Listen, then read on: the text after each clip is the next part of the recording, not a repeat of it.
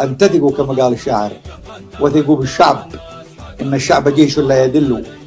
نحن نقول له صريح العبارة: ثق أيها الشعب، إن معك رجال من أبنائك، أنت ربيت رجال وهم موجودين وسيحملون المسؤولية بكل جدارة في اتجاه استعادة الأمن والاستقرار واستعادة الدولة وبقاء الشعب حر رافع الرأس.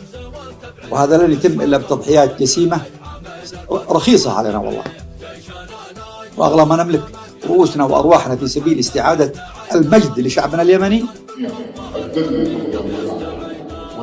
واليمني نادعه الحق ما يتحقق، معنا وياته مية والعزم مية مية، معنا وياته مية والعزم مية مية. يا يمن بشراك بالجيش العظيم الأكبر، يسحق الراجعي عامل الفرس والتبعير، يسحق الراجعي عامل الفرس والتبعير. جيشنا لاجل اليمن يهل التمرد حتى يستعيد